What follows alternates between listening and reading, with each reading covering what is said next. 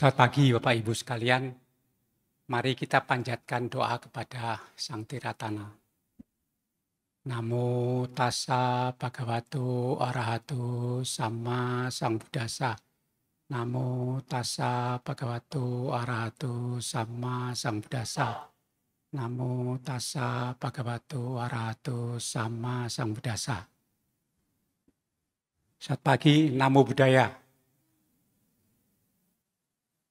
Pada pagi hari yang berbahagia ini, saya lihat yang hadir sudah cukup banyak ya secara offline.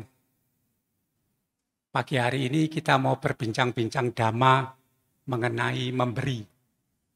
Mungkin topik ini sudah sering dibawakan oleh para penceramah yang lain, tetapi nggak ada salahnya kita sedikit mengulang agar kita lebih memahami dan terutama kita bisa mempraktekkannya, bukan hanya sekedar pengetahuan teori saja.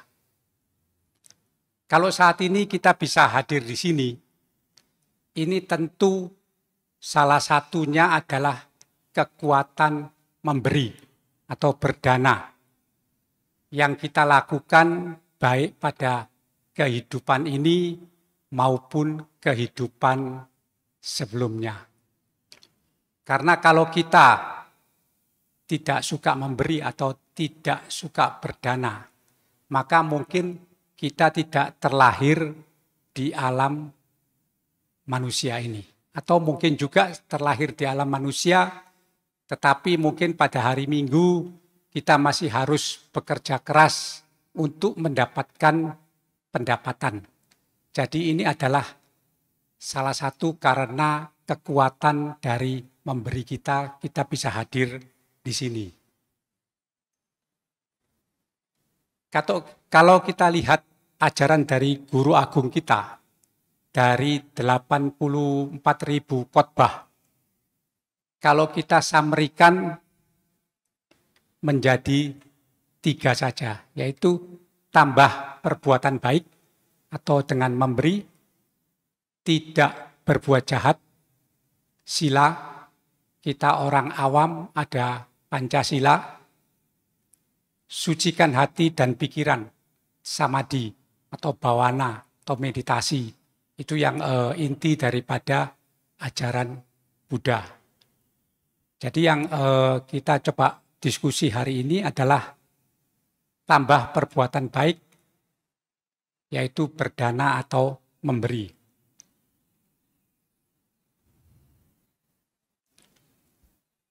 Kita sudah sering melakukan pemberian atau berdana, tetapi tidak mudah untuk memberi dengan baik dan benar itu. Karena banyak faktor yang mempengaruhi pemberian dengan baik dan benar. Terutama faktor pikiran.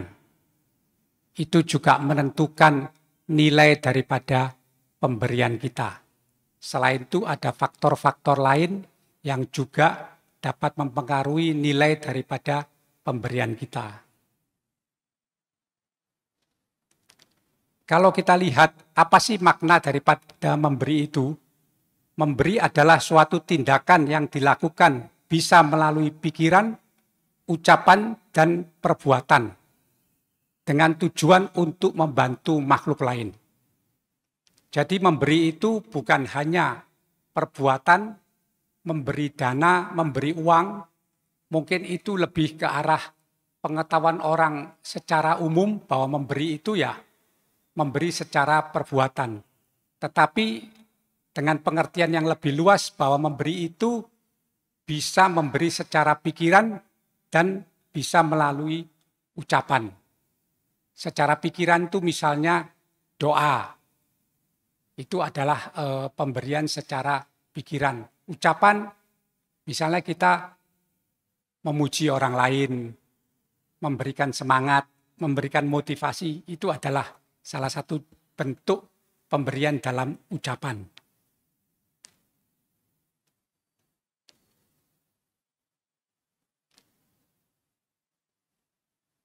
Memberi itu ibarat menabur benih. Penerima adalah ladang. Pemberi adalah petani. Memberi adalah benih yang ditabur. Manfaat masa depan adalah panennya. Apa yang dimaksud dengan penerima adalah ladang? Kita bisa ambil contoh. Kalau kita memberikan sesuatu kepada orang yang bermoral baik, hasilnya akan lebih baik daripada kita memberikan sesuatu kepada orang yang bermoral kurang baik. Misalnya begini, kita menanam benih di tanah yang subur atau di tanah yang kurang subur, hasilnya pasti akan berbeda. Betul nggak?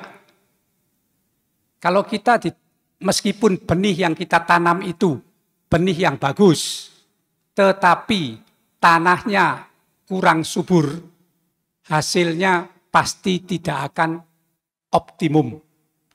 Jadi kalau kita memberikan kepada orang yang bermoral kurang baik, hasilnya kurang optimum dibandingkan kita memberikan kepada orang yang bermoral baik.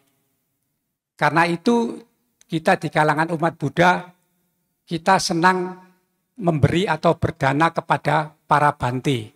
Karena kita ada anggapan bahwa para bante itu relatif bermoral lebih baik. Karena mereka menjalankan 223 sila, sedangkan kita orang awam hanya menjalankan 5 sila. Karena itu penerima juga ikut menentukan nilai daripada pemberian kita. Pemberi adalah petani. Jadi kita yang diibaratkan di sini adalah niat kita. Apakah kita niatnya itu baik atau tidak. Memberi adalah benih yang ditabur. Jadi itu adalah perbuatan kita yang kita lakukan itu. Itu adalah benihnya. Manfaatnya kita tahu bahwa manfaat daripada pemberian ini ada di masa depan. Dan itu diibaratkan dengan panennya.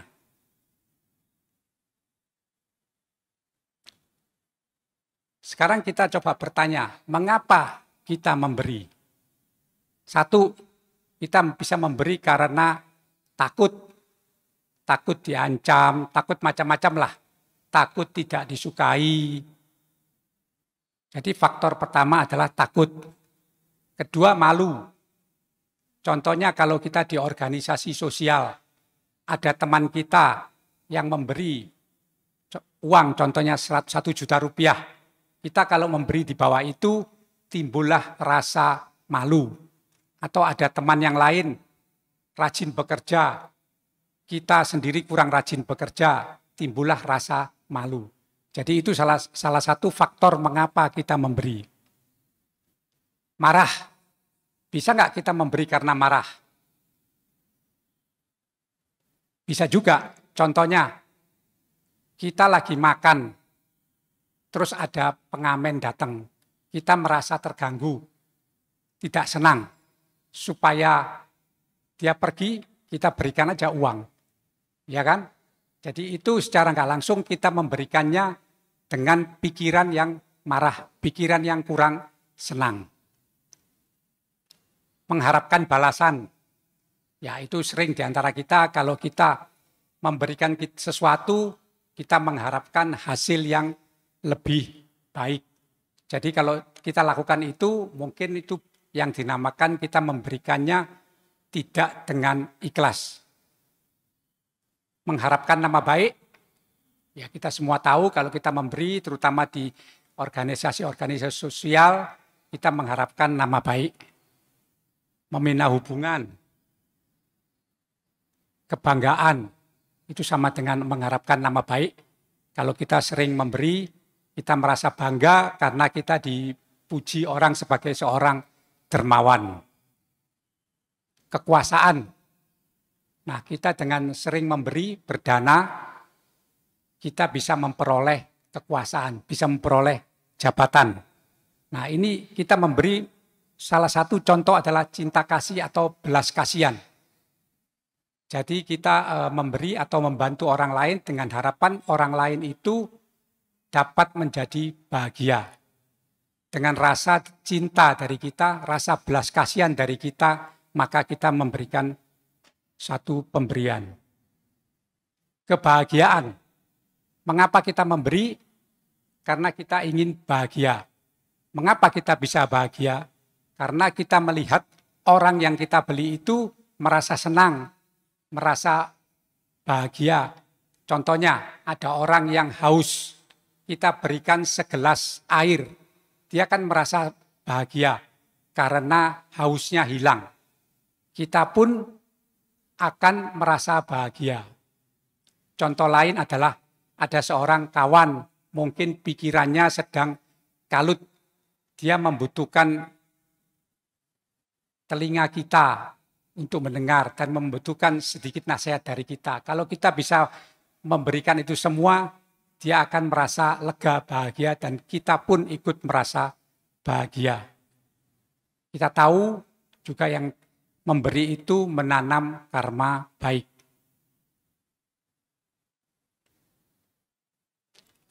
Oke, tadi kita sudah singgung manfaat daripada memberi.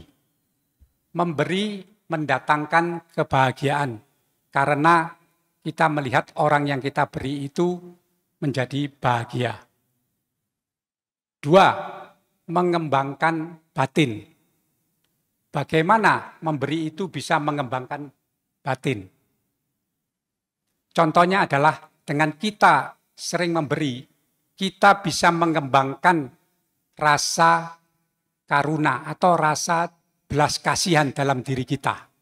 Jadi kita belajar mengembangkan batin kita dengan memberi, yaitu mengembangkan rasa belas kasihan. Membuat karma baik, kita semua sudah tahu, timbunan pahalanya tak bisa hilang, tak dapat dicuri orang, memperoleh nama harum, penghargaan, belajar melepas. Nah, ini yang penting, dan ini salah satu filosofi tertinggi daripada memberi. Kita tahu bahwa hidup ini tidak kekal, anicca.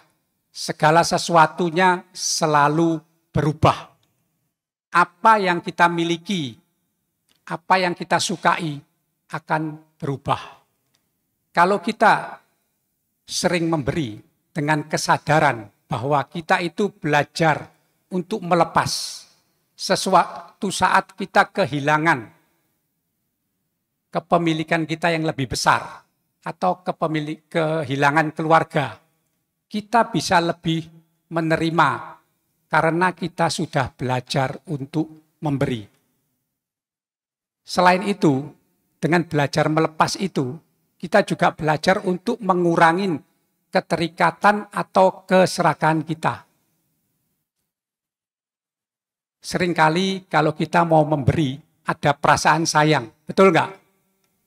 Apalagi kalau mau memberikan sesuatu yang kita nilai berharga atau kita sukai.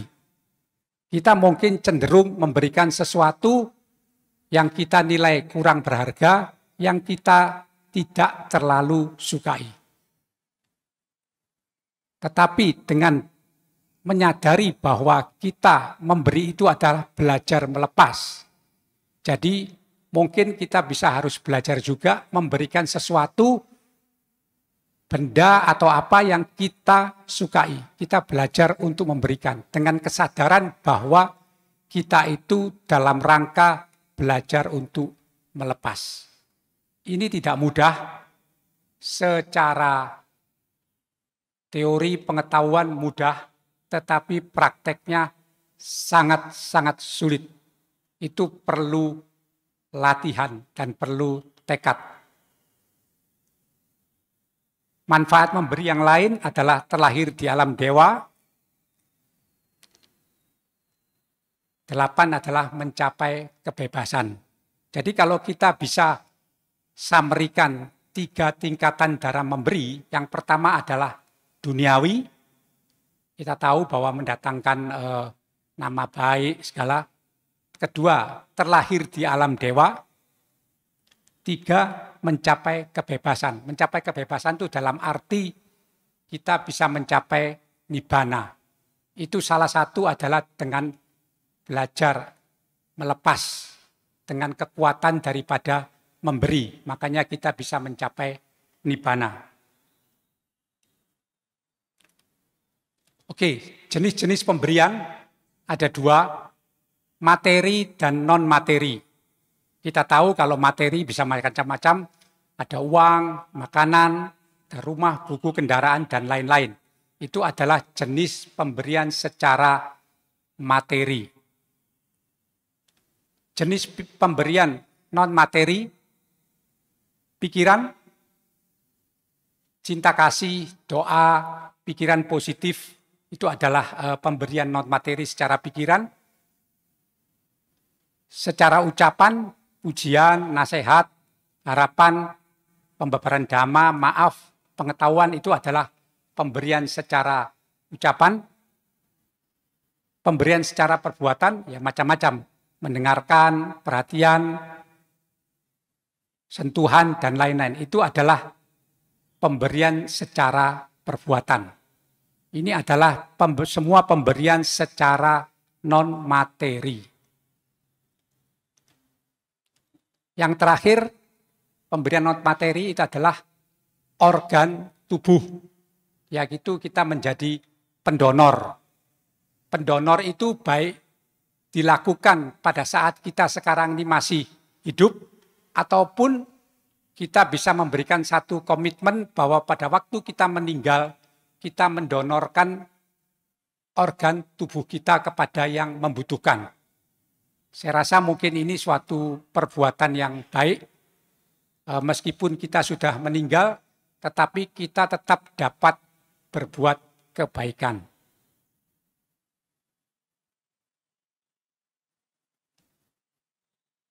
Oke, siapa yang mulai kita beri? Kita harus mulai dari lingkungan yang terdekat. Pertama, diri sendiri. Apa yang kita bisa berikan kepada diri kita sendiri? Ada yang bisa bantu jawab? Apa sih yang bisa kita berikan kepada diri sendiri?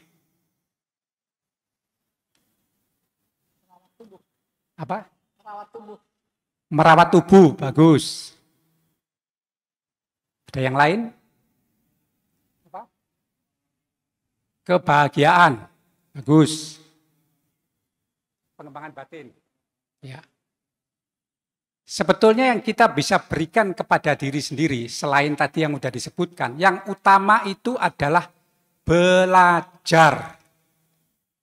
Kalau kita setiap saat belajar, itu kita memberikan kepada diri sendiri enggak? Memberikan kepada diri sendiri, kita seringkali mengajar orang lain, itu kan memberi. Tetapi kalau kita belajar itu kan bisa dari membaca, bisa dari mendengar, bisa dari melihat. Itu kita sudah memberikan kepada diri sendiri. Maka itu kita harus tetap belajar. Karena dengan belajar kita itu memberikan kepada diri sendiri. Yang kedua, kepada keluarga. Keluarga yang terdekat, orang tua, saudara. Seringkali kita itu kurang tepat. Kita memberi kepada orang lain. Kita memberi kepada organisasi sosial. Kita memberi kepada Bante contohnya. Tetapi keluarga dekat sendiri, orang tua kurang diperhatikan. Jadi yang penting adalah mulai dari keluarga dekat. Itu yang harus kita perhatikan terlebih dahulu. Seringkali orang salah memberikan sesuatu, membantu orang lain, organisasi sosial, tapi keluarga sendiri kurang diperhatikan.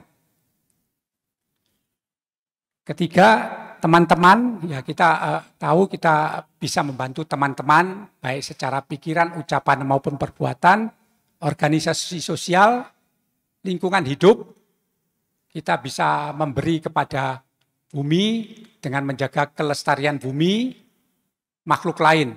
makhluk lain ini makhluk di luar manusia. Bisa makhluk yang tampak maupun yang tidak tampak. Kita mengenal di agama Buddha, kita ada sembahyang bahwa untuk orang meninggal. Jadi itu adalah salah satu pemberian kepada makhluk lain. Dan satu hal yang sangat mendasar, kita selalu mengatakan sabe sata bhavantu sukhitata. Semoga semua makhluk hidup berbahagia. Itu sebetulnya kan pemberian kepada semua makhluk, termasuk makhluk lain yang kelihatan maupun tidak kelihatan. Jadi kalau kita lihat daripada siapa yang kita beri, yang terpenting adalah mulai dari lingkungan yang paling dekat dengan kita.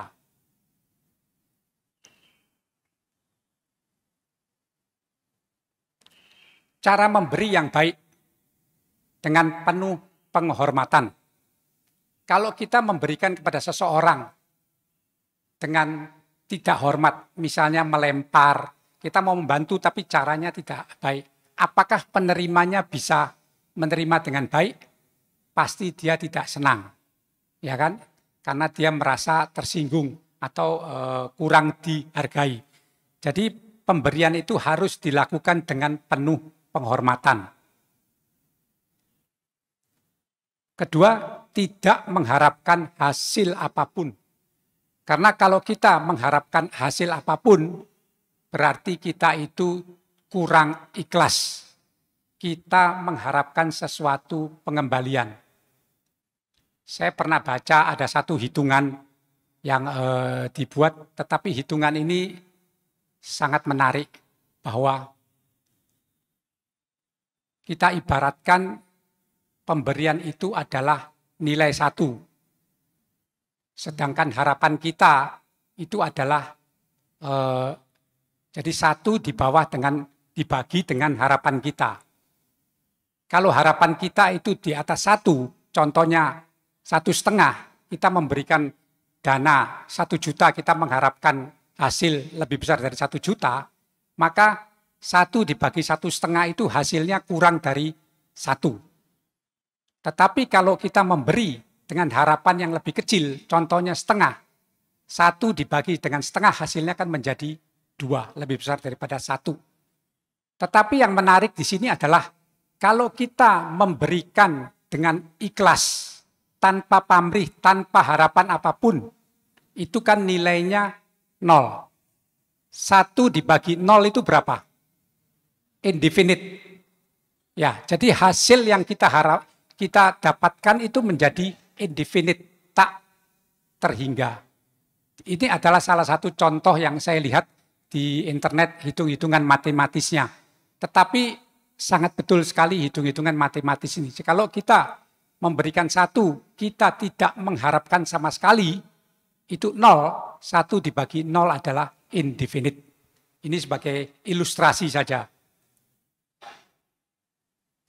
Dengan penuh rendah hati, tidak ada kesombongan, jangan merasa kita merasa kita lebih berada, kita membantu orang lain, itu kurang baik. Tangan sendiri, kita membantu orang lain dengan tangan sendiri, itu adalah jauh lebih baik daripada kita hanya melalui tangan orang lain. Saya pernah membaca satu cerita. Ada seorang kaya yang selalu berdana atau memberi kepada yatim piatu. Tapi dia sendiri tidak pernah hadir. Suatu saat dia diajak setengah dipaksa oleh temannya untuk hadir pada waktu pemberian itu ke rumah yatim piatu. Karena diajak temannya, si orang kaya ini akhirnya pergi ke tempat yatim piatu. Dia memberikan sendiri hadiah kepada anak-anak yatim piatu itu.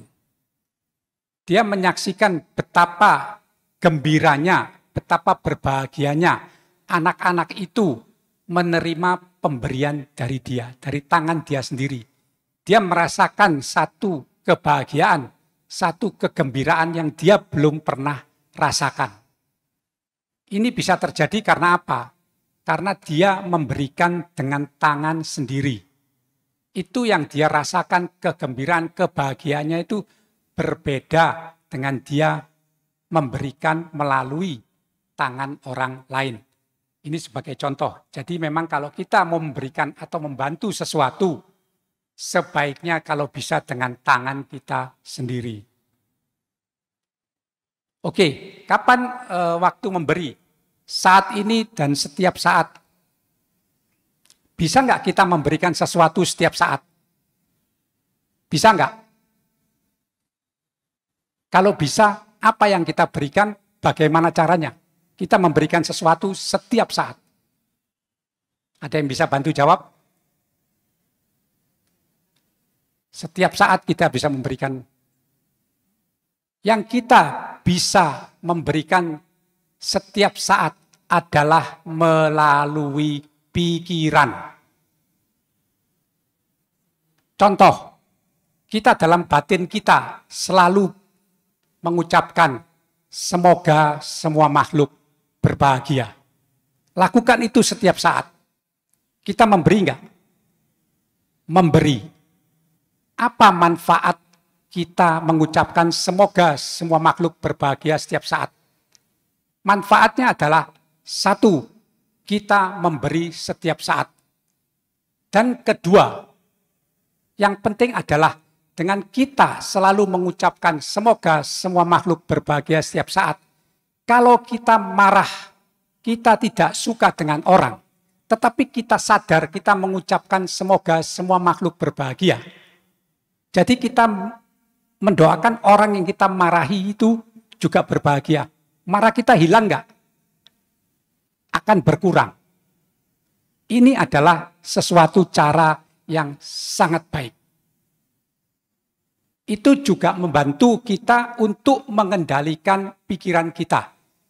Kita tahu bahwa pikiran itu adalah liar, ibarat monyet yang setiap saat selalu berkelana. Dan kalau pikiran berkelana, yang muncul lebih banyak yang positif atau negatif? Rasanya yang muncul lebih banyak yang negatif daripada yang positif. Secara umum ya, mudah-mudahan kita di sini semua udah belajar, mudah-mudahan yang muncul itu lebih banyak yang positif. Padahal kalau kita belajar adidhamma, itu jenis-jenis bentuk pikiran itu ada 52 kalau tidak salah. Ada 13 pikiran netral, ada 14 pikiran kurang baik, ada 25 pikiran baik. Tetapi yang sering muncul itu adalah pikiran yang tidak baik, yang 14 itu. Yang 25 pikiran baik itu seringkali kalah. Kenapa demikian? Karena ibaratnya orang yang seandainya bertanding antara 14 lawan 25, tapi 14 itu sering dilatih. Jadi badannya besar. Dibanding 25 yang kurang dilatih. Jadi badannya kecil. Kalau bertanding siapa yang menang? 14 yang menang, meskipun jumlahnya sedikit. Karena kita lebih sering mengentertain pikiran-pikiran negatif kita. Contohnya, kalau kita membayangkan seseorang, si A ini brengsek kurang baik. Kita bisa kembangkan, iya si A ini kurang baik. Menurut si B memang si A ini kurang baik. Dia sering melakukan ini, melakukan itu. Nah, kita itu secara nggak sadar melatih pikiran negatif kita. Itu yang harus kita sadari. Kita coba mengembangkan pikiran positif kita. Bagaimana kita bisa membantu wihara, bagaimana kita bisa membantu teman kita. Itu juga harus kita kembangkan supaya pikiran-pikiran baik itu bisa menjadi lebih kuat. Nah, kembali lagi kalau kita setiap saat dalam batin kita berkata, semoga semua makhluk berbahagia. Kembali lagi ada dua manfaat. Kita membantu makhluk lain, mendoakan makhluk lain, semua makhluk. Kedua adalah kita belajar mengendalikan pikiran kita. Terutama kalau muncul pikiran-pikiran negatif. Kalau kita berpikir negatif mengenai orang lain, tapi dalam hati kita bicara semoga semua makhluk berbahagia, termasuk orang itu, termasuk kita sendiri, kita bisa mengerem atau mengendalikan pikiran negatif itu. Ini adalah manfaat daripada kita selalu mengucapkan semoga semua makhluk berbahagia dalam batin kita. Oke, kita tahu bahwa memberi atau berdana itu mengurangi kemelekatan. Bagaimana caranya? Kita memutuskan suatu jumlah tertentu dari pendapatan kita. Seandainya pendapatan kita sebulan 10 juta. Kita putuskan aja mau 500 ribu, 1 juta, 2 juta. Kita harus putuskan untuk kita berikan. Kita juga berikan waktu kita. Seandainya dalam seminggu kita harus mentargetkan waktu kita untuk berbuat kebajikan itu berapa jam. Kedua, membuat satu pemberian secara otomatis, secara komitmen. Seandainya kita janji kepada satu yayasan atau apa, kita selalu memberikan pemberian secara rutin. Memberi secara spontan, kalau kita ada melihat sesuatu yang perlu dibantu, baik secara materi non-materi, kita bisa bantu. Yang keempat adalah membayangkan kebahagiaan orang yang menerima. Kita bayangkan orang yang menerima, yang kita bantu, itu bahagia. Itu salah satu cara juga untuk mengurangi kemelekatan. Oke, ini saya sempat lihat ada satu hasil riset yang dilakukan oleh Harvard School. Memberi meningkatkan rasa bahagia. Kalau kita sering memberi, itu kalau nggak salah hormon endorfin kita itu akan meningkat. Dengan meningkatnya hormon endorfin, otomatis rasa senang, rasa bahagia kita itu akan meningkat. Kedua adalah sense of wealth atau perasaan memiliki kekayaan. Kalau kita sering memberi, terutama dalam hal ini mungkin ada kaitannya dengan pemberian yang bersifat materi. Secara nggak sadar, kita itu memiliki perasaan bahwa kita mempunyai sesuatu untuk diberikan. Kalau kita lakukan terus-menerus, itu akan masuk ke alam bawah sadar kita, pikiran bawah sadar kita. Kita tahu bahwa pikiran bawah sadar itu kekuatannya jauh lebih besar, mungkin antara ada yang bilang 8 sampai 12 kali lipat dari pikiran sadar. Dan kalau di pikiran bawah sadar kita sudah masuk bahwa kita memiliki sesuatu, itu akan otomatis mempengaruhi pikiran sadar kita dan kita akan bisa memiliki itu semua. Jadi ini adalah riset yang dilakukan secara saintifik. Kita tahu bahwa memberikan kebahagiaan. Segala sesuatu juga kita tahu bahwa mulainya dari pikiran. Kita tahu bahwa ajaran Buddha mengatakan bahwa pikiran itu adalah pemimpin. Jadi pikiran menimbulkan ucapan, ucapan menimbulkan tindakan, tindakan memberikan karakter, karakter menentukan nasib kita. Jadi kembali lagi, kita dengan sadar memberi karena itu menimbulkan kebahagiaan dan itu semua mulai dari pikiran. Oke, agar pemberian itu memperoleh manfaat yang terbaik, pikiran yang mendahului, pikiran pada saat berbuat kebaikan, pikiran setelah berbuat kebaikan, ikhlas yaitu. Jangan sampai kita mau memberi sesuatu dengan pamrih. Dan juga jangan sampai setelah kita memberikan sesuatu timbul rasa penyesalan. Kenapa bisa timbul rasa penyesalan? Mungkin orang yang kita bantu itu kurang hormat atau kurang berterima kasih. Kita merasa, kenapa saya bantu dia? Itu kurang tepat. Tepat sasaran, tepat waktu, tepat guna. Misal kita menasihati orang yang mabuk, nggak ada gunanya. Orang yang haus, ya kita berikan air. Berkesinambungan, konsisten, ini penting. Kita memberikan uang, contohnya 1 juta rupiah sekali sebulan, atau 1 juta rupiah kita bagi 30, kita berikan setiap hari. Mana yang lebih baik? Yang lebih baik adalah yang kita bagi 30. Jadi setiap hari mungkin 30.000. Itu ibaratnya kita itu minum obat. Kalau kita minum obat sehari 1-3 kali, kita minum sekaligus 3. Mana manfaatnya yang lebih baik dengan 3 kali sehari? Jadi apa yang kita lakukan secara konsisten itu adalah jauh lebih bermanfaat.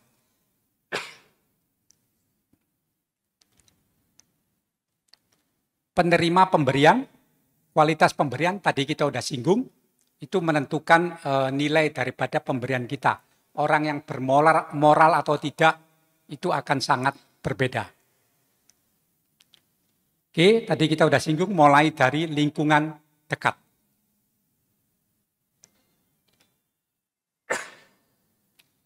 Kita harus berterima kasih kepada orang yang kita bantu. Mereka memberikan kesempatan kita untuk berbuat baik. Kalau nggak ada orang yang mau kita bantu, kita bisa berbuat baik nggak? Sulit kan? Jadi kita itu harus berterima kasih kepada orang yang kita bantu. Tetapi yang berlaku umum di masyarakat, biasanya kita mengharapkan orang yang kita bantu itu untuk berterima kasih kepada kita. Padahal sesungguhnya kita juga harus berterima kasih kepada orang yang kita bantu, karena dia sudah memberikan kesempatan kepada kita untuk berbuat kebaikan. Kita tahu bahwa pemberian tertinggi adalah pemberian dhamma. Karena dengan mendengarkan dhamma akan menambah kebijaksanaan, menambah pengetahuan. Oke, ini ada satu saya lihat di internet, ternyata orang cacat itu malah menyumbang, bukan mengemis. Malukah kita?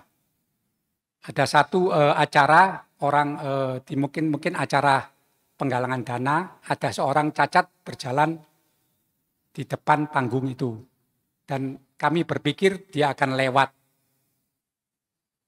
Ternyata orang itu memberikan dananya kepada orang-orang yang mengatur penggalangan dana itu. Dari situ bisa kita ambil satu kesimpulan dari gambar ini. Apa yang kita ambil kesimpulannya?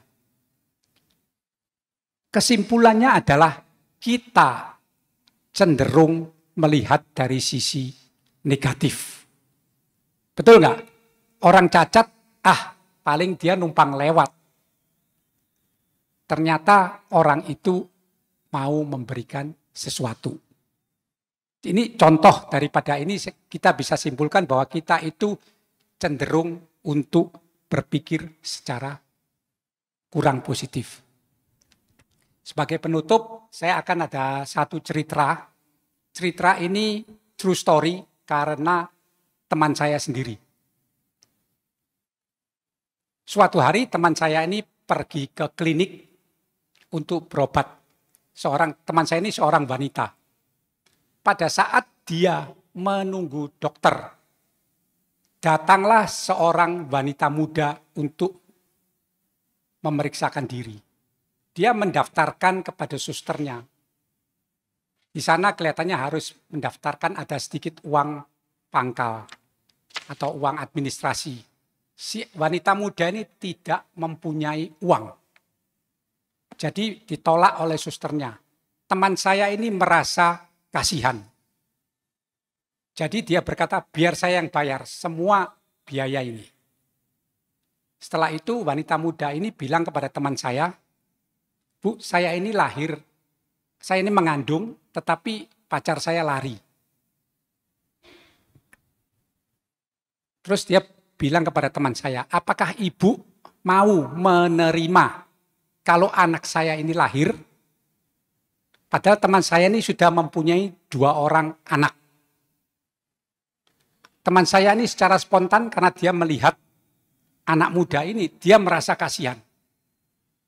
Dia bilang, saya mau ambil. Padahal dia bilang waktu itu dia belum bicara sama suaminya, dia belum bicara sama anaknya yang 2 itu. Tapi spontan dia bicara demikian. Jadi akhirnya anak ini selama pemeriksaan itu dibiayai oleh teman saya. Suatu hari teman saya ini mau pergi keluar kota. Dia sudah berada di bandara. Dia sudah memegang boarding pass. Mendadak dia menerima telepon dari rumah sakit.